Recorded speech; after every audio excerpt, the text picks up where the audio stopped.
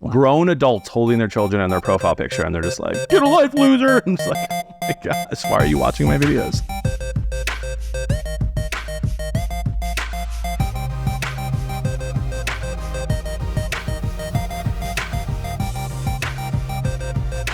Welcome to episode 0. Oh my gosh, hi. Of Is This for Kids? I can't believe you made it.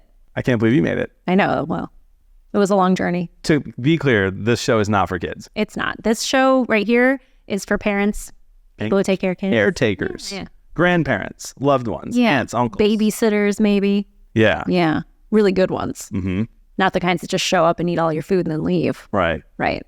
And we want them to be able to have help to navigate the digital world because there's so many crazy things in the digital world. New shows, new movies, new music, new apps, new trends, TikTok dances. Too much to keep up with, Ruby. Really, it's a lot to deal with. And you really want somebody who's going to weed through that for you and tell you whether or not it's for kids. Yeah. Right? Yeah. And that's what we're here for. That's pretty much what we're doing here. My name is Jonathan Blevins. And I am Katie Ruvi. And we are going to be your hosts, the hostess and hosts with the most. I have the most, he has some. I don't know what that means. And this episode 0, or episode... 0.5? No. There was a word that's a thing the kids are doing, John. The 0.5. Explain, please. It's on your iPhone. When you do a 0.5, it backs it out a little further. So when your kids are like, let's take a selfie, they're going to immediately say, oh my gosh, Mom, 0.5. Is portrait mode still a thing, or is that not a thing? No, nobody cares about that. Your children are very young, aren't they? They are young. Yeah, nobody's asking you for a selfie at this time. One of the coolest things I think about having kids is that whatever you introduce to them is new when you introduce it to them. So my kids don't have phones yet, and they don't really use mine, but they use like hardcore, like really weird old cameras. And they love it. Cameras? Yes. And they like walk around and take pictures and think that they're like in a safari. Wow. So my kids have no idea what 0.5 means, but they'll be like, it's blurry. Yeah, very quickly when they get a cell phone, that's like the thing the kids are into these days. But I have older kids. My oldest kid is 15, my youngest is 2, and I've got 5 kids in between. Well, you have 7 kids? No, 5 total kids. 5 total kids between 15 and 2. What's your deal? So I am married to my beautiful wife, Jody, and we have 3 children, 8, 7, and 3 years old, 2 boys and a girl. You totally just one-upped me on the beautiful spouse thing because I have the handsomest husband in the entire world. His name is Luis, and he's fantastic. Really great beard. I know that's your thing, but like... We should probably clarify right away that we are good friends and not married to each other, but we are married to very good-looking other people. We really outkicked our coverage. And both of our spouses think that we are both very good-looking. Like, Luis thinks I'm very handsome. Does he? Yes, I know this. Have that conversation? I know this to be true. Yes. All right. He's never said that to me, but I believe you. Yeah. So, I have 15, 13, 10, 9, and 2. But the 2-year-old wasn't an accident. I know people are thinking that, and it's not at all. You thought people were thinking that, though, for sure. When you got a 6-year gap there, people tend to have questions. Yeah. I even have really good Catholic friends who are just like, 16, 10, and 1. And they're like, 1 was a fun surprise. But they don't say accident, but they say fun surprise. The fun surprise. But yours was not a fun surprise. Not a fun surprise. Very much on purpose. Very much. My name is Jonathan Blevins, and I am a husband and father of 3. Been married for going on 10 years. And I have an 8-year-old boy named Caleb, a 7-year-old boy named Zachary, and a 3-year-old girl named Kiara. Oh, fantastic. It's amazing. And I love being married, and I love my kids. It has been an unbelievable, fun journey. I spent 15 years doing ministry to young people and to parents, and speaking and traveling all around the world to both young people and parents. And often over the last 10 years would talk a lot about media and like keeping your kids safe online. And I love movies. I love video games. I love music, all things that are media, but I also understand that there's so much out there that it's almost impossible to navigate as a parent. A couple of years ago, I started a new media company where I do live streaming on Twitch and playing video games and curating this awesome community while also just creating content on all different social media platforms. And so we do that to try to make the world a better place. And I had the idea for this podcast, and I'm super excited because it's just impossible. Like, I do this full time. I'm online full time, kind of. And it's almost impossible for me to keep up with all the different stuff that's being thrown at parents. And so it must be even more difficult for people whose job isn't to be online. Yeah. And I thought we could be such a good resource to help parents navigate this crazy digital world because they're raising digital natives. Digital natives. That's a great term. We should use that. I did not. It's not my term. I forget who coined it, but it's not mine. Do you think he'll watch the podcast? Or Probably. Do you think if it gets good enough. All right. Well, I was hoping we could just like covert steal that and have no one notice. We could. Anyway, I am Katie Rubalcaba. I am a wife and mother to 5 children ranging between 15 and 2 years old. I have an awesome husband who is really just an incredibly attractive human being. Everybody agrees he's the best looking man on earth. I come from a really different background than you did. Like, my parents were divorced. I was basically at home alone with a single mom all the time. And when I was with my dad in the summer times, he thought that Striptease was an appropriate movie to take a 10-year-old kid to. 10-year-old kid in the theater. And nobody even raised an eyebrow, which is how you know the 90s were wild. Yikes. Yeah. So I come from a very different background. I was exposed to a lot of things really young. And so we're probably going to have a little bit of a different perspective on things. And because my kids are older, I've got just a different sort of cultural milieu that's going on in our life right now. I've got high school kids, so that's freaky and weird. But one of the great things is that because I'm also very online like you, I also do a Twitch stream and spend way too much time on Twitter, that I have an opportunity to see a lot of the things that my fellow parents of teenagers really kind of miss out on, and they don't know what their kids are up to. So yeah. Yeah. That we share, because doing youth ministry, it was wild when I would talk to parents about what their kids are into, and they're like, what? Not my kid. Yeah, definitely your kid. Definitely your kid. Yeah. Your kid. I think that a lot of parents think that their kid might be the exception to the rule without realizing that they're probably not. It's a rule for a reason. And I think kids are getting exposed to things a lot younger than people realize. Yeah, 100%. Yeah. Also, like when you open the door to all the different things that are online, like it's really hard to close those doors again. So we have been very, very careful about what we let our kids do. Again, we're younger than yours. 8 is our oldest. Yeah. And they love reading, and they're allowed to watch shows we approve of, like Bluey, et cetera. And I don't think we're helicopter parents. Someone just recently accused me of that. They're like, and I'm like, no, I just think that like if my kids are going to watch something, I want it to be good. Yeah. And they're not at an age yet where they're old enough to like know what is good or not. Yeah. Necessarily. Well, and our first video gaming system in our house came in when my oldest child was probably 10 years old or so.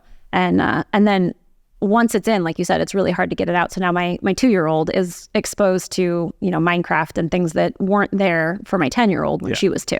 So it's a different situation. That's also not fair. I get it. I'm the oldest of 3. And my parents were so strict with me. I had to be outside all day long. I got like 1 hour of video games a week. And then my brother became like the most famous video gamer of all time because he was just allowed to be a troll in the basement. Oh, really? Wildly entertaining. His name's Tyler. Tyler Ninja Blevins. Never heard of him. That's funny. Keep that in there. He'll love that. I'm very proud of him and what he's done, but he for sure got to play way more games than me. My brother's name is Patrick. He lives in Kansas City, and I think he works for a software company, but I actually have no idea what he does. Oh, fascinating. He's got a nice kitchen. He did not go to the movies when you were 10 with Dad, though. No, he's 5 years older than me. Oh, so he was 15 and he got to see that movie. He wasn't going to for whatever reason, we were at our dad's house at separate times pretty often. It was weird. Weird single parent households, you end up with weird custody situations. Yeah. Well, I'm super excited about this podcast. So excited. I'm very excited. I had the idea of it like a little bit over a year ago. And it's funny how it happened. My wife was wanting to watch a movie, and she is very much like not wanting to do that. If it's like 6 p.m., I always like, we have an hour before the kids go to bed. My kids go to bed at 7, by the way, and they wake up at 7, and it's kind of, wake up between 6 and 7. It's kind of amazing. That won't last forever, I know, but wow, it's been great. So it's like 6, and she's like, let's watch a new movie together as a family. And I was like, oh, this is great. But yeah. And so we Googled, I forget what movie we Googled, but we're like, a Disney movie will be fine because Disney movies are fine. Mm-hmm. Actually, I remember it was Lion King, which we're going to be doing soon, and probably our very first episode. Yeah, our very first episode, we're going to talk about Lion King. Yeah. And I remember looking it up and like not finding anything. I just remember, oh, it's a really fine movie. I loved it. It's my favorite movie. I love the songs. Mufasa's awesome. Mm-hmm. And so we're just going to watch this. And halfway through, I was just like, oh my gosh, this is such a traumatic film. What are we doing? My kids are so little. And I like looked it up, and I think I was like 8, 9, or 10, maybe even 11 when it came out. So, but I remember me being little. So I was like, oh, I was 4. So it's fine if my 4-year-old watches this, no big deal. And then my kids were like scarred. Yeah. No pun intended. Nah. So we'll talk about that. However, I thought to myself, just gave away the book for free just there. I know. There's like Common Sense Media and other like cool things out there that I think can be very helpful to parents, but nothing specific enough for me that exists out there that will help parents navigate this digital world. So I was like, why not us? This could be a thing that we do. And then I was streaming recently, and my wife was up having a conversation with her friend. My son, my 8-year-old, loves the griddy. Are you familiar with the griddy dance? I'm very familiar with the griddy. Yeah. It's a dance that was, I forget who created it. It might have actually been created by the NFL players, but the NFL players and other famous athletes do it in the end zone or when they score. And my kid and all kids between the ages of like 6 and 15 think it's the greatest thing and love it. Scream at you at all times. Yeah. Hit the griddy, Mom. Hit the griddy. We did the griddy on him. Sorry, that's a Fortnite joke that only those parents will get. However, I am like taking a break from my stream to use the restroom or something, and I come out and my son is listening to the actual song that like it comes from, and it's a wildly inappropriate song. Like wildly inappropriate. Nobody would let their 7-year-old listen to that song unless you just don't care what your kids ever say. And so I mute it, and I'm like, you can't listen to the song. She's like, Dad, it's just the griddy. It's like, it is not. It's the griddy is like the chorus. And then I go upstairs to talk to my wife. I'm like, hey, did you know that he's listening to like a super inappropriate song? She's like, no, it's just the griddy. And I was like, oh my gosh, we need to help parents. Yeah, absolutely. You have no idea what's going on. And most of the TikTok songs, there's a one that got really popular for a while there was in Russian. And then once you translate it, you're like, oh my gosh, this was appalling. Now, thankfully, not many kids are speaking Russian, but good gracious, that's a lot to deal with. Well, I ended up on this podcast because somebody heard that you were doing this podcast and they were like, we cannot leave Jon alone in a room to pontificate. We have to get somebody with some common sense in there. And here I am. That's funny. True. And I'm so excited that you're doing this with me. But I stream to myself all the time pontificating and people pretend to care. Kidding. I'm teasing you. People pretend to care. You're going to need to get a thicker skin because I've seen the comment section on YouTube. Oh, no, for sure. No, I have thick skin. I'm on Facebook. Facebook is worse than all of them in my opinion. Oh, my Facebook is long. Grown adults holding their children in their profile picture and they're just like, get a life, loser. And it's like, oh my gosh, why are you watching my videos? What is wrong with you? You get a life. So I think it's important for us to talk about what the podcast is and what it is not. That's true. Do you think? Yeah, absolutely. Yeah. I mean, what is the podcast? So I think what this is that we are going to be offering our opinions and our insights on movies and shows that parents don't have the time to watch, but they might want to watch it with their kid. And then they can take that advice and either follow it or not follow it. Yeah, because what it's not is a podcast where we're telling you how to raise your children, right? Yeah. We're not experts on parenting. Neither of us has a psychology degree that I'm aware of. Do you have a psychology? I have a master's degree. No, you don't. In religious education with an emphasis in youth and young adult ministry. Okay, that's not a psychology degree. So no, I don't. No, yeah, exactly. So we're not telling people how to do it. We're not passing judgment on anybody or the way that they're parenting. We're just trying to give you tools to be able to know what kind of conversations you're going to be having with your kids, that kind of thing. Yeah, I get asked this question all the time on whether or not what's the appropriate age for a kid to play a video game, and I just say it depends on the family because there's one awesome story of this Fortnite player who made millions of dollars playing Fortnite. His dad, I think, was out of the picture, and mom was working like 2 jobs, and he did not live in a great area. And so her options were go outside where it might not be safe, or stay inside and like read for 15 hours. He played Fortnite and became a professional and bought his mom a house. That's not everyone's story, but everyone's story is different. Exactly. And so I can't say, for me, my 8-year-old isn't playing yet, but I know that my 3-year-old will play before my 8-year-old did. 100%. Yeah. The podcast is also to help parents understand what their kids are watching without them having to watch it. Yeah, it's a little bit of a bummer to have to go through an entire movie, TV show, TV series, and then sit down and watch it again with your kids, right? So it's great for us to be able to do that, but it's not us telling you what you can and can't watch with your kids, or really, we're not even trying to review the movies themselves, for the sake of movies. We're not film experts. I did take a film class, though, in college once. Oh, I took so many film classes in college. Yeah, it was the only class that we drank during. Yeah. Was that a thing people did? That's not weird. Well, we would watch the movies in class. So yeah, a lot of that happened. Yeah. Then there was some really pretentious kids in those classes. Okay, I was not the only one. That's great. Yeah, it was. Yeah, but I think that we're super funny, and that this podcast is going to be really helpful to parents, and I'm super excited. And you play well off me, so. Thank you. Cheers. L'chaim.